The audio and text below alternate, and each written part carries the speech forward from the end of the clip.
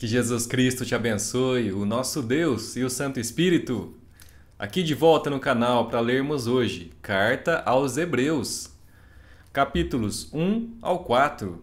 Aproveite bem a leitura, fique atento, leia na sua Bíblia também e aproveite para ser abençoado pela palavra do Senhor. Vamos lá, Hebreus, capítulo 1. O Filho é superior aos anjos, diz assim. Há muito tempo Deus falou muitas vezes e de várias maneiras aos nossos antepassados por meio dos profetas. Mas nestes últimos dias falou-nos por meio do Filho, a quem constituiu o herdeiro de todas as coisas e por meio de quem fez o universo. O Filho é o resplendor da glória de Deus e a expressão exata do seu ser, sustentando todas as coisas por sua palavra poderosa.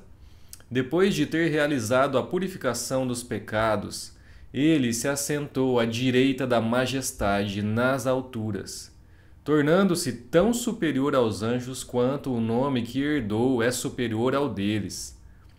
Pois, a qual dos anjos Deus alguma vez disse: Tu és meu filho, eu hoje te gerei? E outra vez: Eu serei seu pai, e ele será meu filho? E ainda, quando Deus introduz o primogênito no mundo, diz: Todos os anjos de Deus o adorem. Quanto aos anjos, ele diz: Ele faz dos seus anjos ventos e dos seus servos clarões reluzentes. Mas a respeito do Filho diz: O teu trono, ó Deus, subsiste para todo o sempre. Cetro de equidade é o cetro do teu reino. Amas a justiça e odeias a iniquidade. Por isso, Deus, o teu Deus, escolheu-te dentre os teus companheiros, ungindo-te com óleo de alegria. E também diz: No princípio, Senhor, firmaste os fundamentos da terra e os céus são obras das tuas mãos. Eles perecerão, mas tu permanecerás. Envelhecerão como vestimentas. Tu os enrolarás como um manto, como roupas eles serão trocados. Mas tu permaneces o mesmo, e os teus dias jamais terão fim. A qual dos anjos Deus alguma vez disse: Senta-te à minha direita, até que eu faça dos teus inimigos um estrado para os teus pés?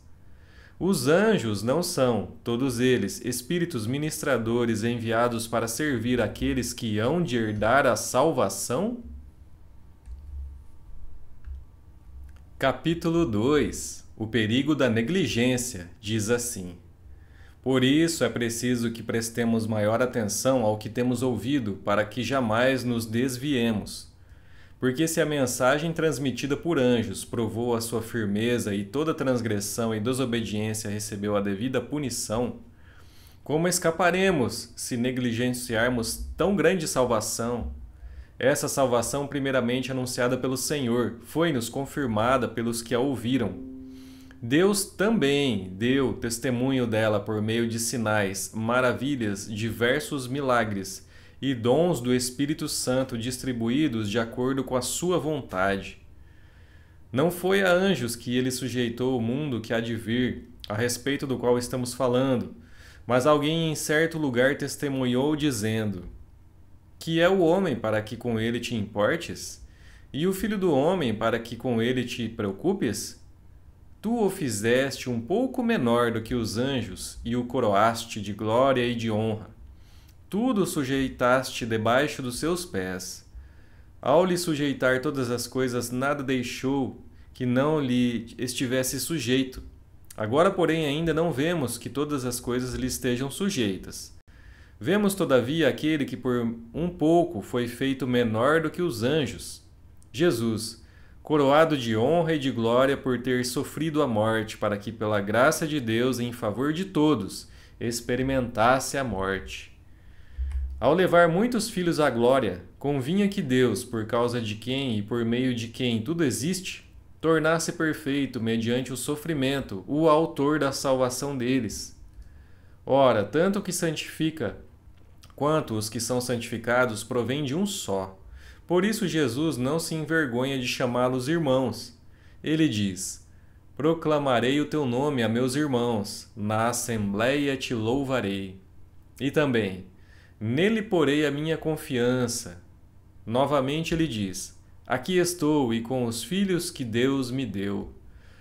Portanto, visto que os filhos são pessoas de carne e sangue, ele também participou dessa condição humana, para que por sua morte derrotasse aquele que tem o poder da morte, isto é, o diabo, e libertasse aqueles que durante toda a vida estiveram escravizados pelo medo da morte.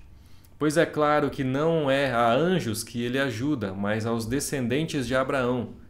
Por essa razão era necessário que ele se tornasse semelhante a seus irmãos em todos os aspectos, para se tornar sumo sacerdote misericordioso e fiel com relação a Deus e fazer propiciação pelos pecados do povo.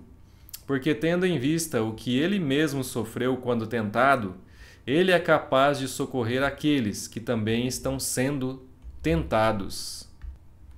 Capítulo 3. Jesus é superior a Moisés, diz assim: portanto, santos irmãos, participantes do chamado celestial, fixem os seus pensamentos em Jesus, apóstolo e sumo sacerdote que confessamos.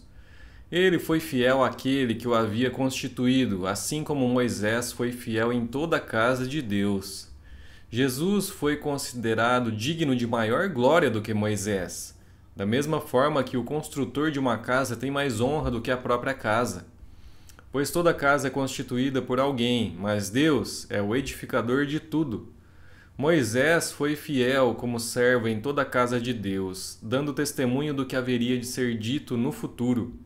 Mas Cristo é fiel como filho sobre a casa de Deus, e essa casa somos nós, se é que nos apegamos firmemente à confiança e à esperança da qual nos gloriamos. Assim como diz o Espírito Santo: hoje, se vocês ouvirem a sua voz, não endureçam o coração como na rebelião, durante o tempo da provação no deserto, onde os seus antepassados me tentaram, pondo-me à prova, apesar de durante 40 anos terem visto o que eu fiz. Por isso fiquei irado contra aquela geração e disse: o seu coração está sempre se desviando, e eles não reconheceram os meus caminhos. Assim jurei na minha ira: jamais entrarão no meu descanso. Cuidado, irmãos, para que nenhum de vocês tenha coração perverso e incrédulo que se afaste do Deus vivo. Ao contrário, encorajem-se uns aos outros todos os dias durante o tempo que se chama hoje, de modo que nenhum de vocês seja endurecido pelo engano do pecado, pois passamos a ser participantes de Cristo desde que, de fato, nos apeguemos até o fim à confiança que tivemos no princípio. Por isso é que se diz: se hoje vocês ouvirem a sua voz, não endureçam o coração como na rebelião. Quem foram os que ouviram e se rebelaram? Não foram todos os que Moisés tirou do Egito? Contra quem Deus esteve irado durante 40 anos? Não foi contra aqueles que pecaram, cujos corpos caíram no deserto? E a quem jurou que nunca haveriam de entrar no seu descanso? Não foi aqueles que foram desobedientes? Vemos assim que por causa da incredulidade não puderam entrar. Capítulo 4. Um descanso sabático para o povo de Deus, diz assim: visto que nos foi deixada a promessa de entrarmos no descanso de Deus, que nenhum de vocês pense que falhou, pois as boas novas foram pregadas também a nós, tanto quanto a eles, mas a mensagem que eles ouviram de nada lhes valeu, pois não foi acompanhada de fé por aqueles que a ouviram. Pois nós, os que cremos, é que entramos naquele descanso, conforme Deus disse: assim jurei na minha ira, jamais entrarão no meu descanso, embora suas obras estivessem concluídas desde a criação do mundo. Pois em certo lugar ele falou sobre o sétimo dia nestas palavras: no sétimo dia Deus descansou de toda a obra que realizara. E de novo, na passagem citada há pouco, diz: jamais entrarão no meu descanso. Portanto, restam entrar alguns naquele descanso, e aqueles a quem anteriormente as boas novas foram pregadas não entraram, por causa da desobediência.